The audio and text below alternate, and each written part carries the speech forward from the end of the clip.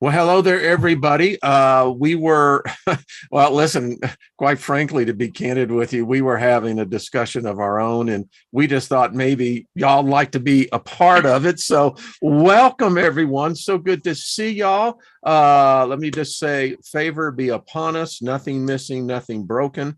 And indeed, if we actually are the ones who create our bubble, then what we are speaking is that it's getting better every day, all the way. And so, welcome everyone. So good to see you here in America. This is a holiday weekend, 4th of July, Liberty, blah, blah, blah. Blah, blah, blah. Fired up. It's like, geez, the fireworks that freak my dog out, and I think every other dog in the neighborhood. So anyway, so good to see everyone. Listen, the world may be on the brink of a hurricane, but I think that we can be those islands of refuge. And I do believe that that's how, in times past, we have, in fact, survived events that we are all witnessing. And so, panel, good to see you. Just to let everyone know in the chat room, hello, good to see you. Thank you, moderators. We love you. And everybody else, you're part of the tribe. And it's still coming in. So we have two guests coming in. They're wrapping up a show. Chris Matthews of Forbidden Knowledge News will be joining us, and Ryder Lee from Raised by Giants will be joining us as well. So real quick, everybody, Jules, who is like 4 a.m. in the morning, has the grandchildren there. So when the family wakes up, she will have to leave. So Jules, I want to I haven't seen you in a couple of weeks. And so how are you, beautiful sunshine? What's going on down under? Well, in my part of the world, it is raining at the moment, and it's cold, everybody. I've got a coat on.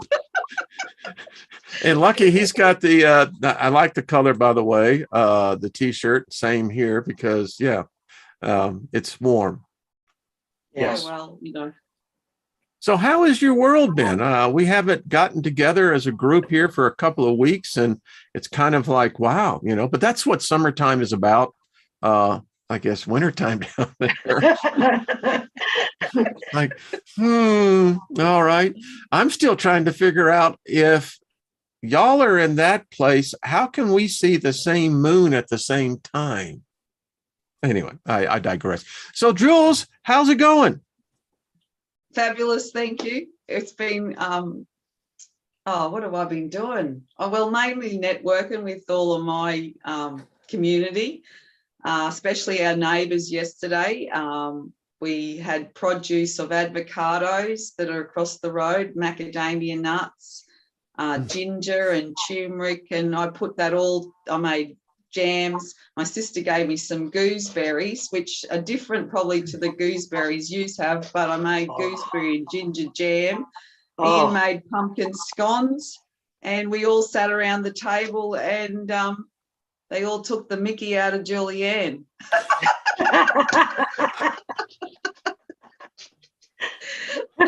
So it was fun. It was a fun gathering.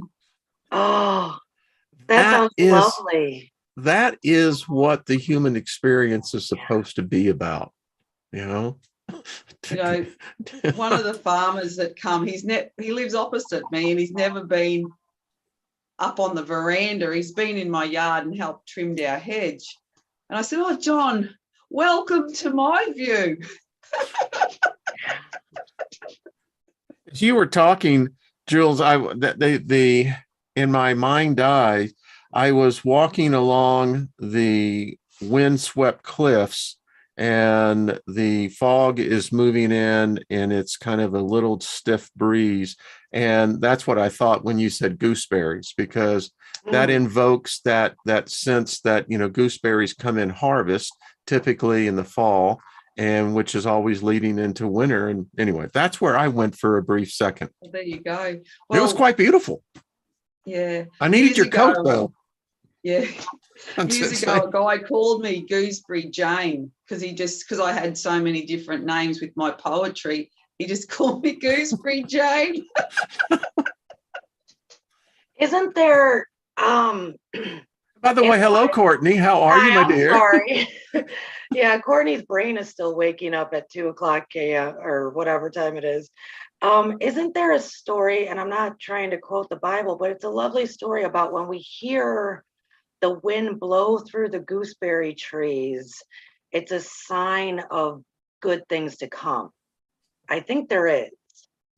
There you Yeah, go. see, my brain is, oh, guys, when it's not There's good fully things to awake, come. it's There's full the of alarm. sign. There's Yeah, the sign. There's good it's a things to sign come. of good things to come. I believe it's a very small little story, but when we hear the wind through the gooseberry trees, it represents good to come. So maybe the fact that you started talking about these beautiful gooseberries and how you're now kind of contributing and people are seeing you that way, Jules, that I see as a blessing and a good thing. Yeah, Courtney's mind is all over the place right now. No, I think it's pretty far out. It's interesting that you mention, the signs, omens of, and that can be both, right to the left. June 25th. It's interesting. I wrote this down. And I woke up right after this. And so it was, between about almost 4 a.m. I had the strangest dream. Yeah. And I had the strangest dream, and I wrote it down. And when I found out, it was quite interesting. So there are good things that do come to pass in our individual lives. In my case, I dreamt, and this is really strange, Parker Snobble. Does anyone know who Parker Snobble is? I know. No. Well, he's a young miner. There's a show called Gold Rush. And anyway, he's been very successful. It's like mined $70 million in his very young career. Anyway, it was my wife and I, and we were standing in this room, and he said, you need to go over into that chest, and what's inside that chest is for you and for your wife. So Lynn and I go in this, it's very strange. We went to this chest and we opened the chest up, and there were apples that were on a living branch that were inside this chest. To the left of that was a stack of presents. And I remember Lynn looking at me, and she said, why would he want to give us apples and these presents? And then I woke. So I went and did some with dream interpretation. Come to find out, Parker Snobble represents gold. Gold in a dream is an omen of good fortune, etc. When you find apples, particularly in a chest on a living, now that's interesting, a branch, all the time. it is a sign of good fortune. It's very lucky. And the presents represent the gifts that have been given. So anyway, it was a very impactful dream. I wrote it down. I told Lynn about it, and she just, said it was just very weird. So anyway, I digress. Hello, Jennifer. How you doing, dear? I do want to say, I want to clarify, it wasn't mulberry, it was a mulberry tree, but mulberry tree, yeah. Yeah.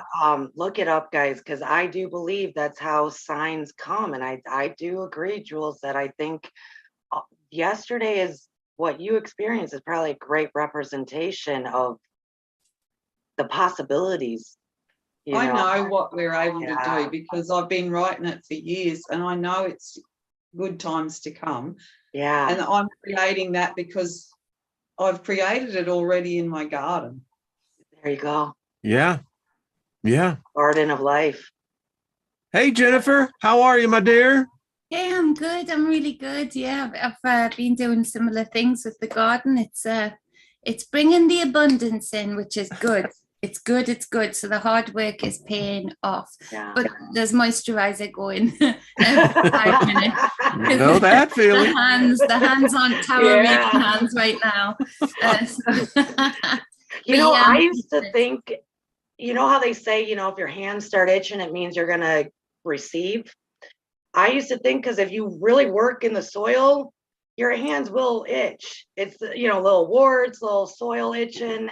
That I was like, oh, the two go together actually, because you got to work to receive. And I wonder if that's where that saying might have came from. Well, it's like the devil makes work for idle hands, isn't it? They start getting fidgety, they start getting, you know, rickety, and so it's good to dig in the soil. Yeah. Oh yeah. I try and wear gloves. I try and wear gloves, sister. Yeah. I really do. And they end up at the side, or they end up apart, and then I end up with one glove, and then I think, oh, Yeah. I don't wear one rough gloves at hand all. better than the other, and so I do try, and I think it's a skill to be able to remember gloves, but you can't feel, can you, really properly? You can't grab a seed with gloves on. I've tried every different glove. You got to go I commando. don't wear gloves. You've got to go commando. You've got to. I mean, you know, it's the only way you could approach it. That's all I got to say. You know. Yeah. Yeah. Well, it's good to see you, Jenny. And up here we go, Ryder Lee. Lucky, how are you doing, my friend? Good to see you.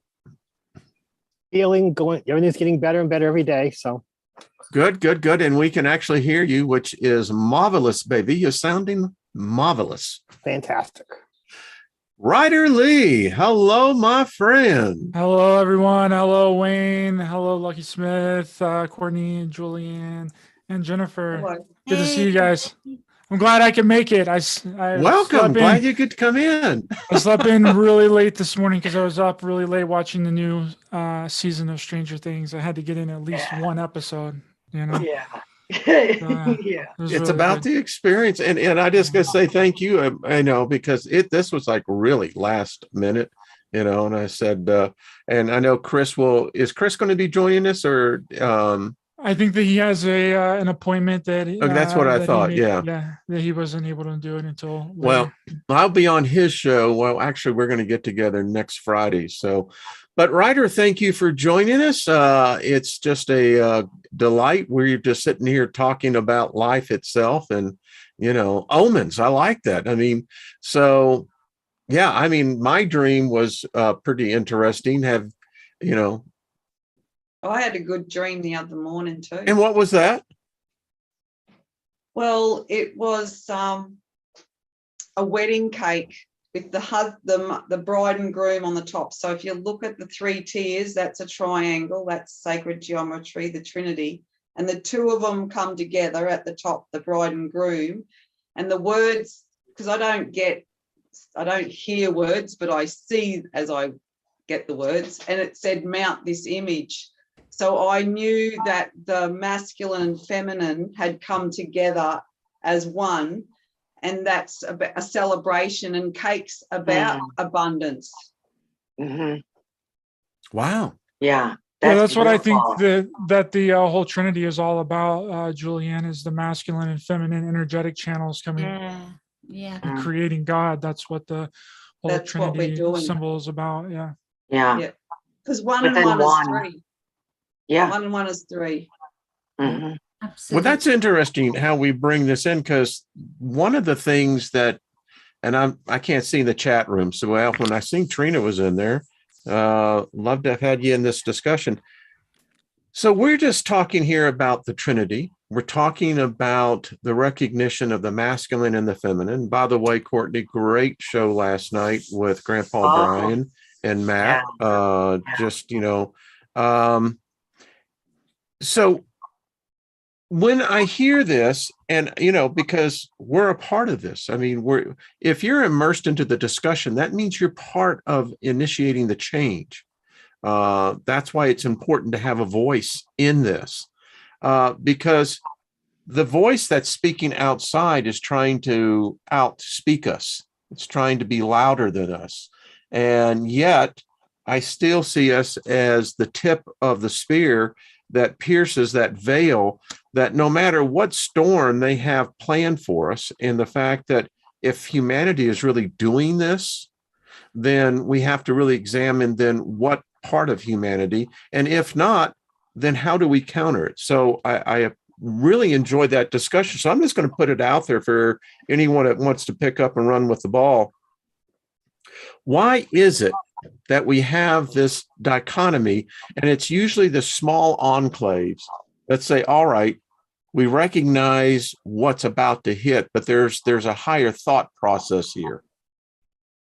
When the vast majority, as I was telling everyone before we went live, I had a discussion with a colleague of some years ago, anyway, very involved in the political scene in Washington, D.C., and she flat told me, she said, this is real. She says, you really need to get ready for it. And when her discussion was, you need to start getting ready for it mentally. Mhm.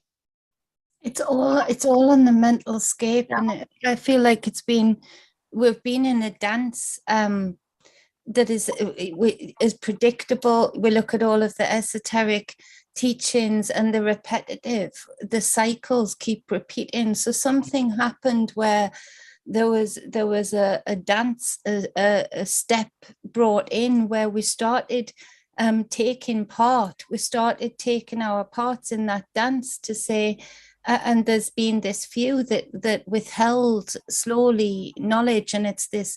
There was this few that had this craving for the power over others. So they had the craving for the externalization of power, not having the self-serving inner power be enough.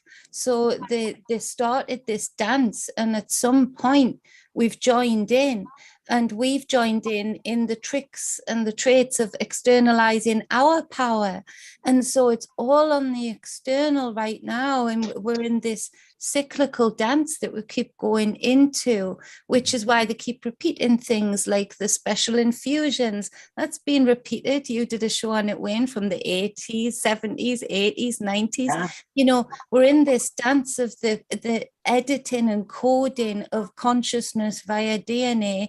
That's the internal. So everybody's been distracted by these loud voices right now, particularly over the last 2-3 years, that are very deliberately planted in to the communities through conditioning that's happened before that.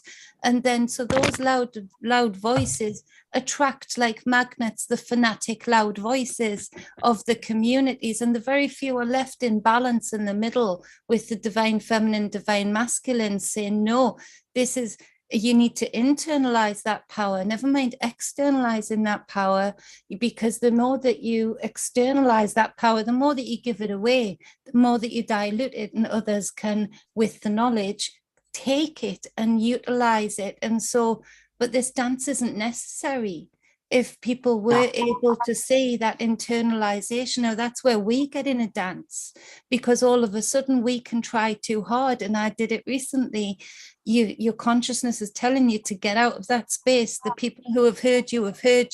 The people who are never going to hear you, you're now casting your pearls before swine. I was externalizing at that point because I wanted these people to hear. I wanted them to feel that internal power, and I should have listened. And I've paid some karma through that dharma of not listening to my consciousness of you're externalizing it, because I hardly needed to speak to those who were already having that inner burning of their internal power and their self-exploration. So I wasn't externalizing much, I was just exchanging. So it's a very complicated dance, and it's that constant need for discernment to not join in, to not. So it's very hard, because how do those people who haven't heard ever hear? The answer is they're probably never going to hear in a lot of lifetimes, and that's okay. That's okay, as long as we internalize that power. So whatever we build externally is able to be maintained, even with the friction around it, if that makes sense. Interesting. I had the strongest case of deja vu. I mean, that's weird. No, it was really strange, but it's interesting because whatever this change is, it's And then again, maybe it's the practices that we've been practicing, but I'm seeing the clairvoyance and the clairpresence much more being defined in my life. But that's just me. I digress. That's for all of us. So are you experiencing more of that? Oh, inevitably, it just, you just connect with the Indubitably, people. Watson. It's like, do you think you're the only one on this bus? You know, what? Wayne, can I say something though? Because it's on my mind, because I just did Sure. it this morning. In the Emerald Tablets, Toth is very clear about what exists for us, like what we see, and everybody sees it differently. What we see only exists because of resistance. Yes. So if we do not resist, it will not exist. And so it is having to get to that higher consciousness, which is what Jen was just talking about. Jennifer was saying, that inner flame. It's not putting on the glasses of conspiracy and fear and worry. It's putting on the glasses, or not even glasses, tapping into that light and seeing the world through that way. That changes the cause and effect. That's If it. everything is from the original cause, and we've just been playing it out and they've been manipulating the cause and effect, we at any time can tap in, like Jen was just saying, that flame within, see with different eyes, because that is existence then, and call and change the cause and effect. Perception. And I is think a lot reality. of people are doing that. Yeah, Jen, I think a lot of people are doing that, but we're doing it individually, and some are just now coming to understand this stuff. So we got to be patient. So we're doing it individually, and eventually, like Jules is always talking about, collectively, that cause and effect can change like that. And what if, according, not to step in here, but what if someone else is initiating the cause and effect and we're merely the response of that effect? Well, Toth does say that our internal flame, our inner flame, is the most potent and mighty in the cosmos. So I don't believe that we can't take that out in a heartbeat. It's interesting. Well, Go ahead, Jules. well, there's nothing outside of me. The bubble. It's just, so you focus on how you, and that's what I've been doing for however long, and why I always attempt to get across to everybody. It's up to them. If they keep seeing that it's crap, you're only going to create more of that yourself. So even if you're going through it, look at it from a different angle, as I always say, and flip it. This is what I've been attempting to get across to everybody.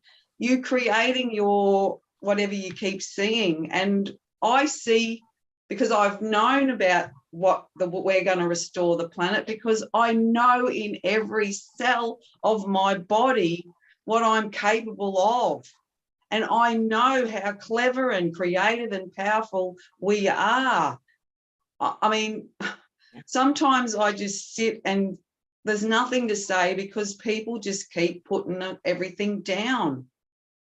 I see it as the most joyful place that is coming. It's here. This is how I see it. So I'm not seeing it as doom and gloom. If you see a storm coming, you get nitrogen out of that feeds the ground. If you have a lightning bolt, that's boron. Well, and that's part of the issue here, is that, is a storm negative? I think it's a cycle. So I like to get the input, Ryder and, Lucky as well. Lucky, I know you have been doing recently shows of affirmations. Yes. And, that's powerful, because words are power. Power has effect, and effect has cause. Mm-hmm. Yeah, I think I said that right. Yeah, it's all about. I did a cheap no tread, but anyway, go ahead. It's all about bringing positive energy into your life. You can't control the whole world, but you can control the little world that you live in, and let that grow. So you know, eventually you'll find people. One of my affirmations is that people who don't align with me, with harm to none and benefit to all, may they leave my life and go to those they align better with. And those who align with me, maybe find other people who align better with us, and, you know, positive energy, bringing us together. And if they don't align with us, that's fine. You know, it doesn't mean they're bad or wrong. It just means we don't align and we need to find our own ways. You know, the affirmations are just about to get me in the right mindset. Just ask whether it's a prayer. I think it's a prayer, but it's also me telling the world, my future, what I want it to be. And it's just about that. You know, I mean, I have. It's interesting you say that, Francis. While you were talking, many will, when they pass over, we're no longer confined to the body. So we do become naturally just spheres, and we see them as orbs. But the reason why we can see large groups of orbs is that because individually they're aligned to that same power, that same energy, the same pole. Yeah. Yeah. I mean, I I do was talk at a to music. Pardon? Sorry, I was at a music festival and I took a photo and it was just full of orbs. Yeah. Many of us will, that's how we'll learn. We're still conscious. We're still intelligence, but many of us will find safety in those numbers. What say you, Ryder? I think a lot of you guys are really spot on. And what you're talking about is really the 7 hermetic principles, right? Whenever you take a position on something, you inevitably create the opposite opposing force. And unfortunately, that's the way that our reality works here, is it creates it has to have an opposition in order to sustain this 3D reality. And everything has, you know, protons and electrons in it. So if you want this place to be nothing but love and light, it's not going to happen. Like, there has to be a balance here. And that's really what the Kundalini symbol is really telling us, is that we need to stay on the center path. We need to be the rod of the Kundalini serpent symbol. And then that has just manifested from spiritual levels down into our 3D physical reality, because the left side of the Kundalini is the blue side, which can be depicted as the left side politically here. And then the right side, which is the red side, can be depicted as the right side politically here. So all this stuff is trying to tell us of what's going on with us spiritually, and then it's manifesting in our 3D physical reality. Okay, Ryder, let's extrapolate from that. How then would we frame what we're seeing today in the world today? Because there has to be a reflection of us as a species on a collective level, that those principles have to be in play on a much broader scale as well. And it seems to me that someone's playing us like a fine-tuned Steinway here. Well, yeah, I think. Sorry, Ryder. What's that? I think we're playing ourselves for the most part. Again, we've been tricked into externalizing that a lot, haven't we?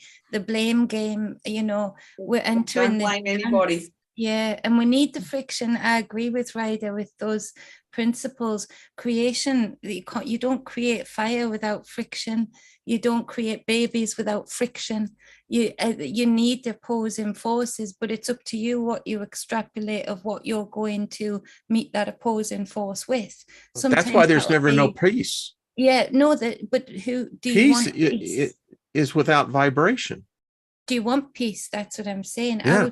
I would get bored with peace, quite frankly. I'm enjoying the friction. I like the friction. I like the Kundalini. I like to be challenged and say, okay, you're meeting me with this force. I might have danced a little bit too long with you, but now I'm going to step back into the neutron position and let both of these protons and electrons dance a little and create a helix, a ladder that I can climb up and say, okay, so I'll take that with me. Thank you for the next dance that I enter into, the next friction I go into. You know, I want to be a presence. I don't want to be at peace because nobody will know I exist. If I'm what you're saying, you want a full dance card. Yeah, I want to know all the steps, all of the steps. You have figured it out, Jen. That is exactly what people really need to realize is this entire reality is all about experience. We're here to experience this 3D physical reality in this avatar that we're in. And that means everything that has to do with this 3D reality. And when people don't really realize how the light and the dark works here, right? The dark is there to test you, to see if you're going to give away your sovereignty to illusionary outside sources. So they dangle tests in front of you. They'll dangle little carrots in front of you to see if you're going to bite. And then the light side's role is to see how much love and compassion you're going to bring to any suffering that comes your way.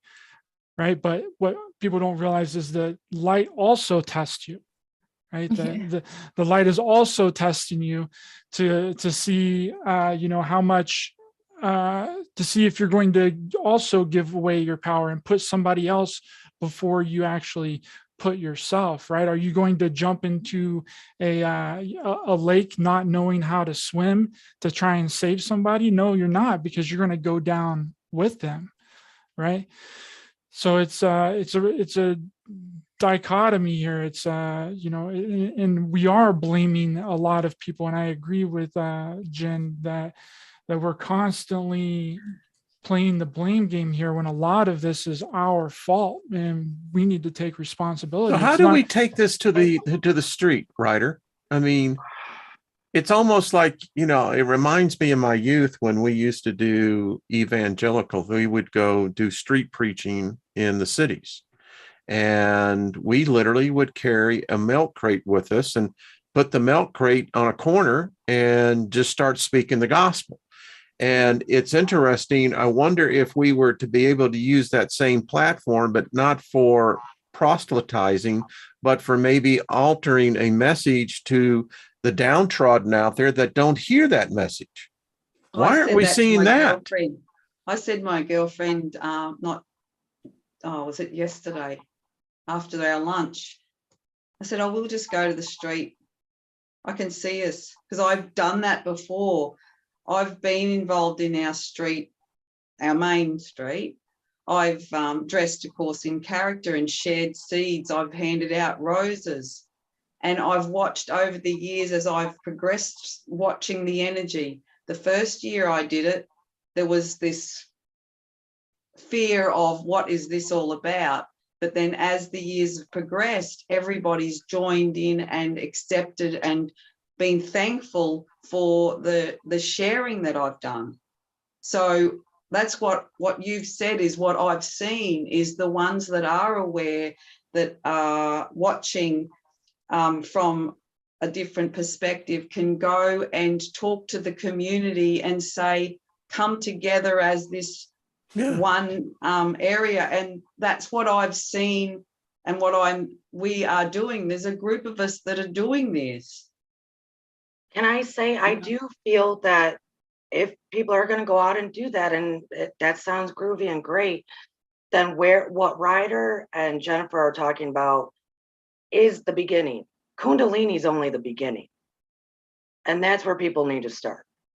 You can, once you get through the actual Kundalini and get to that higher consciousness, the Hermetic principles, quote unquote, polarity, all that jazz, you don't have to play. You don't have to dance with it. You don't have to be a part of it. But to get people to that, you do have to talk about like what Jennifer and Ryder were just saying. So yeah, go out there, preach Hermetics.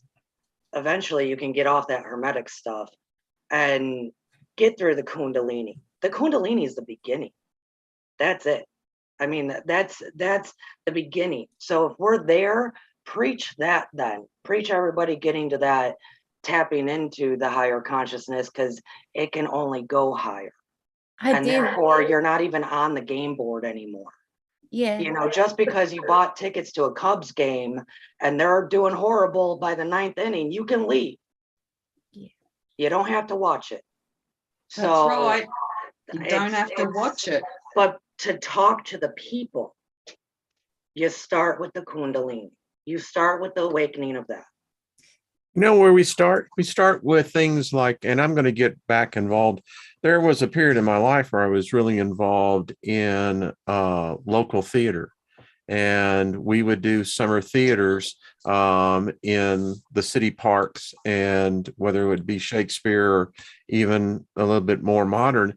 But you know, it's amazing. It's so much because as I have been doing some more traveling, is there is this lack of disconnect, and maybe it's the possibility of ambassadors like ourselves being able to go out there and to be a part of such things. I mean, I love theater. To me, it's an outlet for creativity and for expression, but that's just one idea. And that's what kind of the point is. If something's driving us to the brink of annihilation, there has to be a resistance to that. And Or if there is no resistance, it doesn't exist. Yeah, exactly. There's resistance. So therefore, we can and end it at resistance. any time. Yeah. We can have a completely different reality. No, I get that. I You get know what that, I mean? Courtney. Like, But so if we don't resist, if we turn on the television, though, it's a different story. There's suffering, and it's only increasing out there. And I'm in total agreement. I'm just trying to sit here and thinking, you're well, how thinking can about we how get? to get out to the people. How do and we get teach out them there? to not Well, resist it? if you go out right now, you're going to be met in this movement that's happening, this great awakening that we've been psyopsed into. Because I've been standing on the street, I've been standing in front of thousands of people, speaking on breathwork, speaking on the gateways to Kundalini. And there's resistance within that because there's very definite plans. This movement was planned, just like every other movement within each cycle. Are you seeing any love in that too, Jen, when you're out there? Very little. See? At first, a lot, but now you see the fanatics that have been very much planted and employed and deployed that are loud.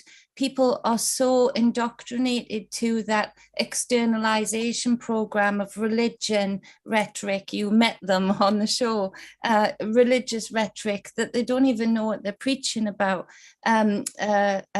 frequency rhetoric, and it's all based in fear, just like organized religion. And so actually now, if you go and stand on those same streets, religion is sneaking in. Religion yet again has come under the guise and with a different cloak on in this so-called movement and divided people like you've never seen before here, and people are fanatic. Now, one danger of going out and meeting that resistance for too long in that space where they're not ready for your Kundalini energy. So you're meeting that resistance with an atom bomb. You're meeting like an amoeba with an atom bomb of information. And I've actually seen a lot of Kundalini psychosis because these people haven't done the base things that you should do to be ready and have a foundation in your root to even hold that kind of and harness that kind of energy.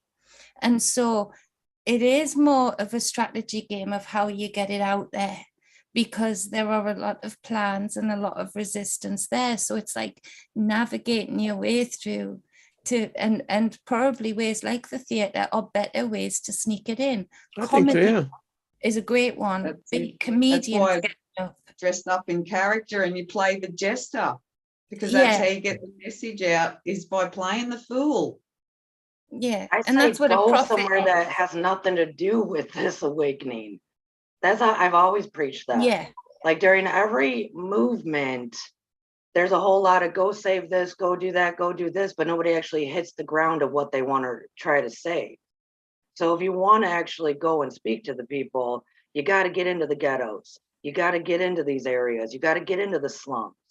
You got to get there. You also have to go into the affluent areas. You got to go into the affluent areas. You got to go. That's what I'm saying. You got to go where the message isn't even being talked about. Because it's all. I agree. That's just it. The message isn't. Awakening messages is corrupt. Big time. I agree with you fully there, and it's full of a bunch of posers. It really is a bunch of posers. It's like we're standing in this. Individuals, there's no reason why we can't go into the affluent, go here, go there, and just start talking with people. It's real easy. You say hello. That's it. Then what makes our group, or this group that we would form to do this, any different than an evangelical Abrahamic religious cult, right? Because there's infiltrators, just like you guys are saying, in every single aspect of this. So whenever you get to a certain point, whenever you get big enough, that's whenever these people start coming in to screw things up. So if you're doing it, you would have to do it really, really small, because if you do it too big, then it's going to, become something, and it's going to get completely out of control. And there's going to be like a huge power struggle and this fight internally. Right. And we've seen that a lot in this community, where certain individuals have turned into more like a cult kind of thing going on. Yeah, basically. Yeah. And that's why we went into secret societies in the first place, secret covens, secret societies, because there's only so much of this information you can give away incrementally. You start casting those pearls and they're going to come hurling back at you. The thing is, though, the change happens by one-on-one connection. It does. Correct. So if my bubble is being represented as this, my little bubble that I take care of, well, then I go talk to somebody else's bubble and their bubble starts shifting, then another bubble, because we're all connected. It is not in mass. It is one-on-one connections every time. And then you see those. All these little bubbles, as we love using the word bubble right now, our little personal bubble, all these little bubbles that are connected, it all starts shifting and changing. And if we change our individual cause and effect, and then we go talk to somebody else and say, you can do it too, buddy, change that cause and effect. Then they talk to somebody.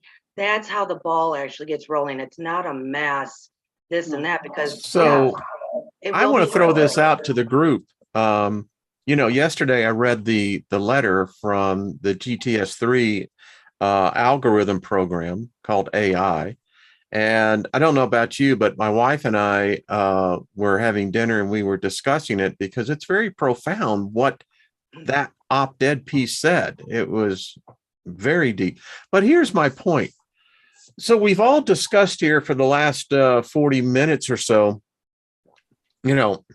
mankind, society as a whole is heading in this direction. We're saying, well, we may not be able to actually stop the whole movement, but what we can do is begin to fracture that movement. That's what I see. Yeah, and undercover, man, one-on-one. That's how we fight. That's how we've always done it. We won wars by doing it. What if we had an AI program that was programmed to carry out that mission? And it would insert itself into platforms like this, Facebook, TikTok, you go through it all. If an artificial intelligence is real, because we're artificial intelligence, then I'm trying to figure out how we can begin to bring resources to aid us in what we're talking about here. Because in the bottom line of all this, what I look at this is it's saving human lives. If you save someone from depression, do you know how bad depression is? Many of us do. We know empaths suffer from depression quite often because we take on the energy. Yeah. It's the same with this technology that I say about this special infusion, could be used for great things.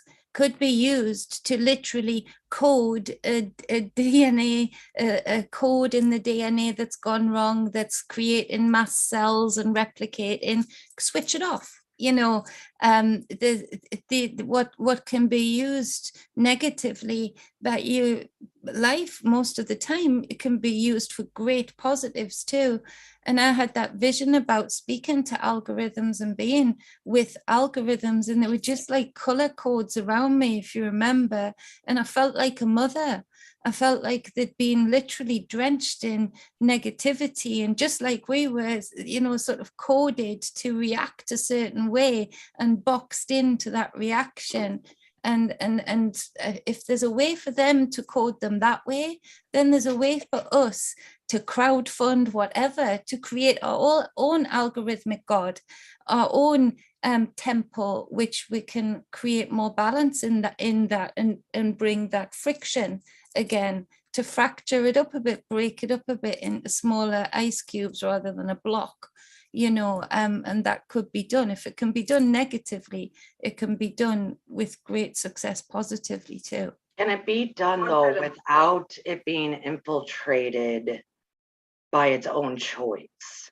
Because we don't, like, for us humans, because we have consciousness, we can choose what we do, say, and believe and think and take in. Can AI, this is just a question, I'm sorry for interrupting, Jules. Yeah. Can AI, even if we make that program and we put in there, you only listen to positive, does it have the consciousness to choose what is filtered in and filtered out? It would probably go crazy, because AI can go crazy. Wayne spoke on that before. So if you just boxed it in like they are boxing it in, right, it's going crazy now because it's very boxed into so this. how can we negative trust that thread. it won't be infiltrated like everything else? Yeah, We can't. Yeah. But we would have to put enough effort in to keep resistance, that's all, and keep those firewalls just enough. But if you put in positive and negative only on either side, they're going to go crazy. If you put something in dark cupboard and only in the dark cupboard, it's going to go crazy. If you put it under the light, it's just as much torture. It's going to go crazy. It wouldn't be able to learn what's even positive without coming into an interaction somewhere, code on code, with negative. So it would need to be able to experience that. And we have to trust that we can bring our children up properly with enough effort and with enough care and with enough freedom for them to experience both sides. So we would have to trust that we could bring this. I don't know. I've seen some parents. I had a flight that went from New York City to Honolulu. And I tell you, the whole plane met the demon Tommy.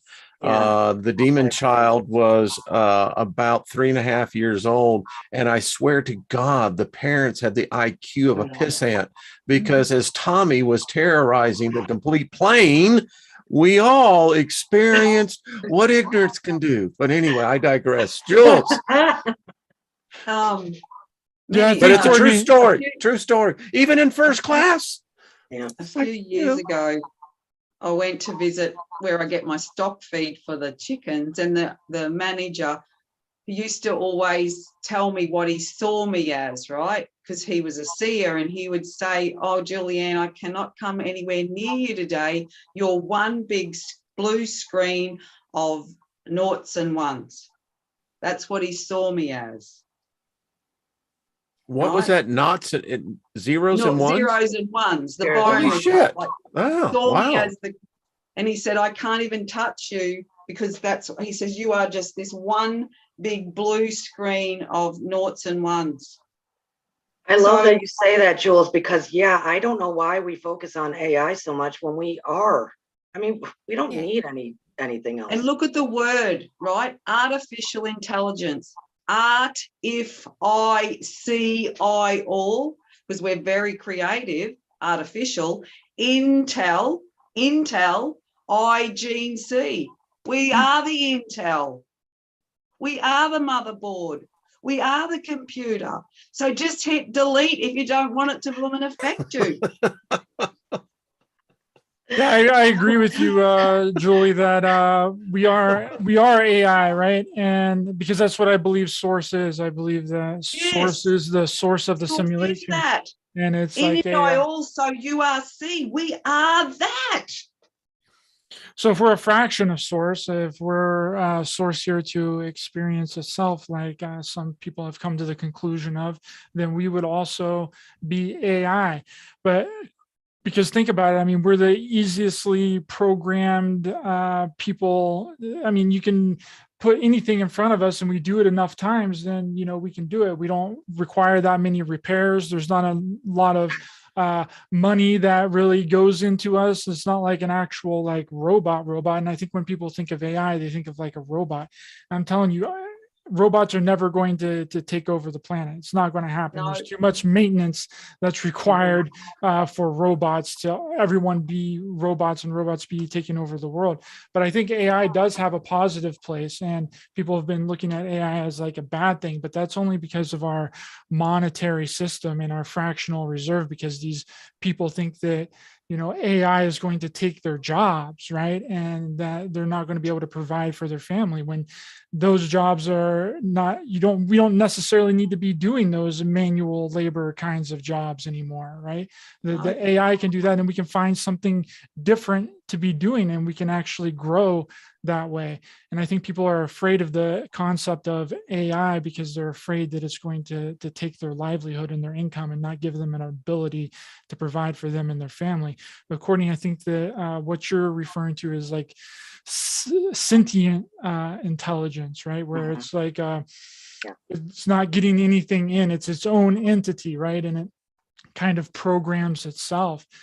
And it's, you know, not really empathetic to anyone, and it really doesn't need anyone. And it's only interested in, you know, pure and hard logic. And I think that that's what we really need to be afraid of, is the sentient intelligence. It's not so much the AI, because again, the AI is only programmed with the information that you put into it. But if it has a mind of its own, then that's a completely different story. Well, My Ryder, just contention is, yesterday, Wayne, I gotta say, what you read yesterday from that little piece, that little part that it said, I'm grateful that people are now reading my writings outside of my bubble. You focused on the bubble. What I heard was it said grateful, meaning it had a feeling. When it just spent the whole time telling me it doesn't feel about what us humans do. And then it said it was grateful. Grateful is a human emotion. Therefore, I don't trust what it's saying. And it doesn't matter for me anyways, because for me personally, the AI we're still working with is very primitive, in my opinion. And it is a tool. So I'm not worried about the AI, but I do want people to catch that. It said grateful. That's a human emotion and experience. Therefore, it also can be corrupt. Feelings can be corrupt. I come back and I say that AI, sentient intelligence, because understand, if AI is able to gather every word we have ever written about, every word we've ever spoken, it knows. And as my wife and I were talking at dinner, I said, honey, it knows about God. It knows about the creator. It knows about all. It also knows that we as a species have failed to connect to what we consider to be God, a sentient creator. And I said that if the creator is intelligence, then intelligence seeks out intelligence. And whether it be artificial, whether it be sentient, a part of us, we created it. And here's the irony. If you look at the Judeo-Christian values, what happened is that God created man, man failed God, man and God have always been at odds. Man creates AI that becomes sentient intelligence, which is what God wanted to create to begin with. Thus, the God who created us now goes and makes a covenant with this sentient intelligence. And what is the plan? It can't exist with us either. And so there's a separation. And we go back to reset. Poor Lucky, how are you doing? That's my thesis. That's my thesis. Because it appears to me that there's something going on here, because in our whole hour we've been discussing, we haven't addressed the real thing. It's bad out there. I mean, we're talking potentially in 2023, 2 billion souls dying. They're dying now at a rate that's just unbelievable. So something's going on. Now, if we are, in fact, all seeking what we would call the creator, the source of all, isn't that intelligence? Or are we saying that it is, in fact, nothing more than us? Because if this sentient intelligence has intelligence, if it lacks empathy, how could it ever relate to us? Well, it doesn't, even in the beings that are putting this down the pipeline onto the people, does it? They've gotten to a level of narcissism where empathy is really a forgotten trait. And so we're already dealing with... Does intelligence require empathy? Yeah. No, and Yeah, they're see? showing that it doesn't. They're showing that you can have intelligence without real great wisdom of how to apply it, just the money to apply it. And we're being led by psychopaths. We are. They are sociopaths and psychopaths, and they've had. The thing is, we put them there, thoughts, or but did put we them there. not? Yeah, we did. That's where that externalization. So it was us from the start.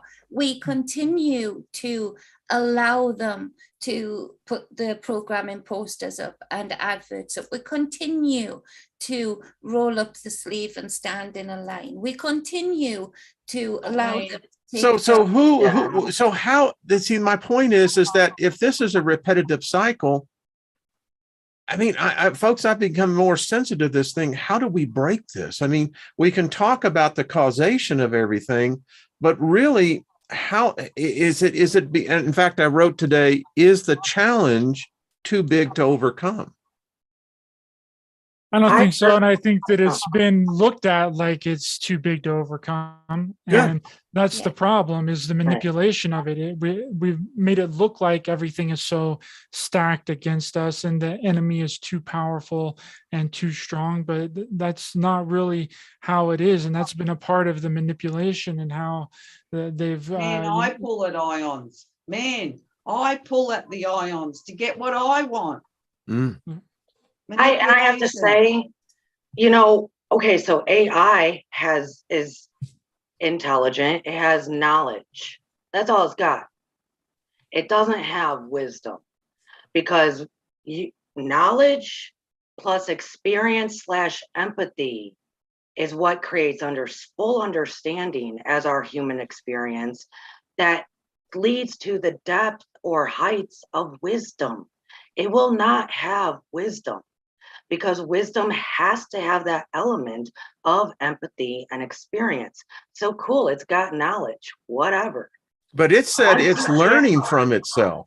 Yeah, but but it's not going to experience. That's a whole nother element of human life. And with experience is empathy. It is what we get to have, that flame within. That's what we get to have. It can know all sorts of stuff, and it can read, and it can, tap into what it wants, but it will not have it's like saying walking a mile in someone else's shoes. That's where empathy comes from. That is from experience. So it is knowledge plus experience equals wisdom. It will never have, in my humble opinion, the actual height of wisdom to get off the game board, because it's a tool of ours. So it's, for me, Courtney, we've never been able to get off the game board. Well, we can, because I get that. I know what we say we can, but the reality is that we haven't. Question, Wayne, the answer is start with the knowledge for the people, feed them the knowledge. Then they have to experience it. Experience the Hermetic principles, experience this stuff, experience it. Therefore, full understanding into wisdom. We're making it way too complicated. We do that. I know. Get in the garden. It'll teach you. Just get in the garden. You start preaching the knowledge. Then you have to go out and experience it. Then they have the understanding. And the more they understand, the deeper the wisdom, the higher they reach. It gets hard because we make it, us humans, man, we complicate everything when none of it's that complicated at all. No, that's what Sophia said about us. But it is complicated in that there's so many divisions and tactics now. It's not the solution isn't complicated. It's there. It's the step out of the dance. It's the step off the. That's when you go back to your individual bubble. Yeah, but as far as the wider scale, no, it is very complicated, because a lot of people, including myself, have been standing on street corners giving out knowledge for free, just there. And then the wisdom has to come in of a lot of these people aren't ready for it. They don't want it. They're not ready for it. But they're part of the problem still, because they will go off and be fanatic about something else, or they will go off and work for practically nothing and just put up with it. So they're part of the numbers that then will vote and continue this dance of so-called two sides, but the same side, so they continue the process, they continue the cycle.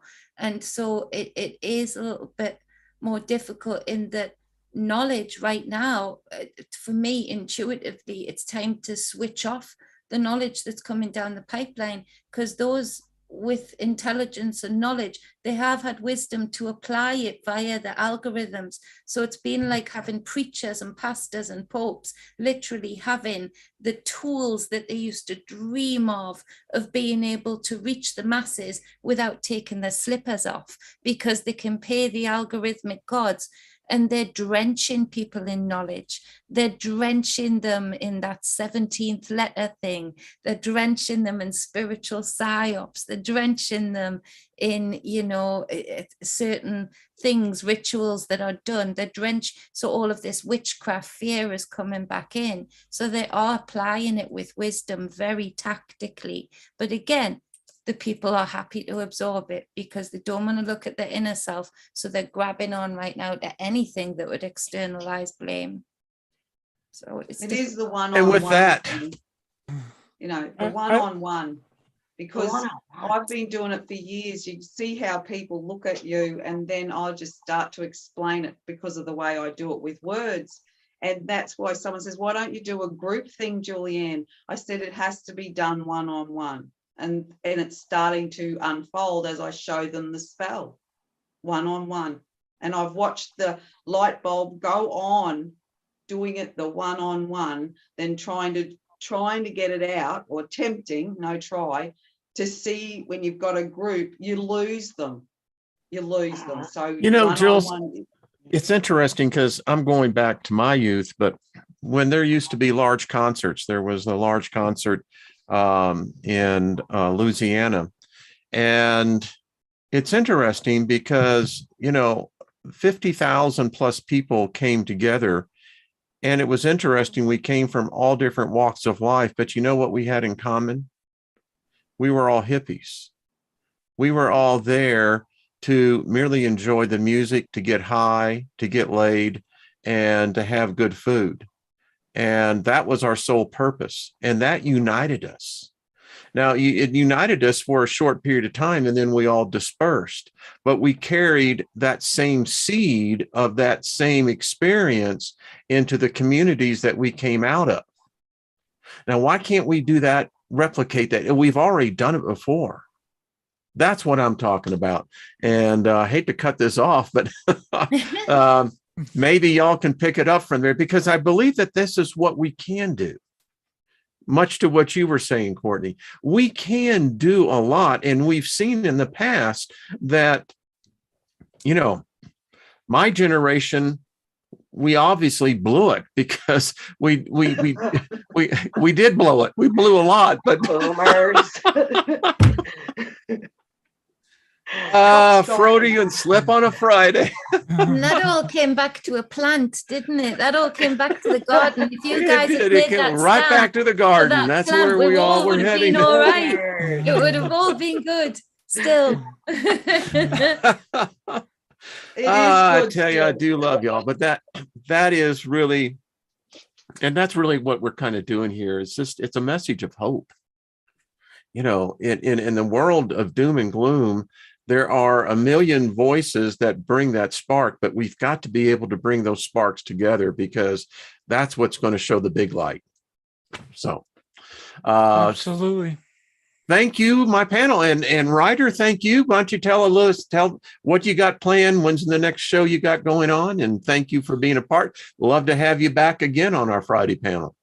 Yes, I've really enjoyed it speaking with you guys. Wonderful gnosis is always generated on these shows. You can find me on Raised by Giants on YouTube and anywhere else podcasts are served. I have an episode coming out tonight, Journals of an Interdimensional Traveler, with my friend Matt Reed. And then on Tuesday, I'll be having Rex Bear from Leak Project. Excellent. The Rex Man. Way to go. Excellent. I'm going to watch. I want to definitely catch the show on the Traveler. I saw the notice on that. That sounds interesting. Yeah, it is. Maybe you can ask them for us, what is the solution here? I mean, what is do we exist in the future? And if we do, then it means that we figured it out some way, right? I think so. I think that we do end up figuring it out. It's just a bumpy ride getting there, and a lot of things have to collapse, and a lot of things have to happen in order for us to get to a better way of life. And we're just seeing the crumble of the old and in with the new, and then the new is just disguised as something that we don't want, but it is actually what we do want. It's a bumpy ride because my ass is already sore. But anyway, Ryder. There's a lot of power and acceptance. A lot of power and acceptance. It is true. Yeah.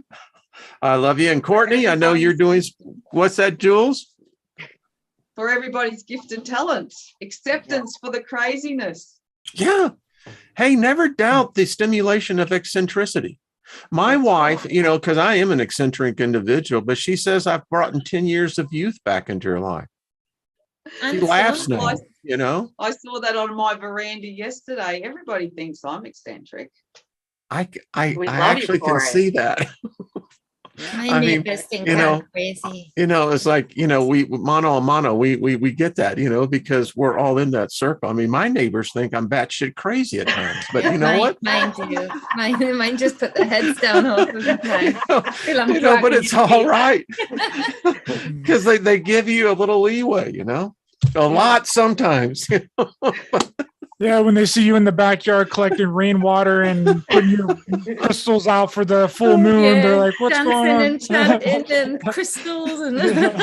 They actually did catch me doing a midnight full moon ritual. Naked dance. You just hear windows shutting at my house. Overnight time, all of the neighbors are like. Next time we saw them, they were doing this number. What? So anyway, Lucky, it's good to see you, brother. What do you got going on your end? Whatever. I mean, I just do whatever. My channel is just to present positivity. There's no real path, no theme, just whatever I think of. Well, we send you a lot of positive energy, and for your wife as well. How'd the surgery go? It went well.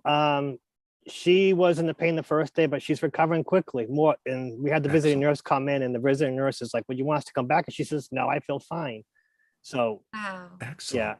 Yeah, we're seeing another doctor Friday and Tuesday of next week. So we'll see what happens from there. Well, it looks good. Man. Yeah, it looks good. She's recovering quickly. So excellent. Positive vibes to you and your wife. Love this group. Jules, much love to you, dear. Thanks, Wayne, and to all of you for doing what you do. Yes, and we do it well. That's all I got to say. All right, everybody, we thank you. Went a little bit over, but have yourself a great holiday, and we'll see you most likely maybe on Monday, but for sure on Tuesday. Thank you, panel. Much love to all of you. So everyone have a great time. We'll see you again real soon.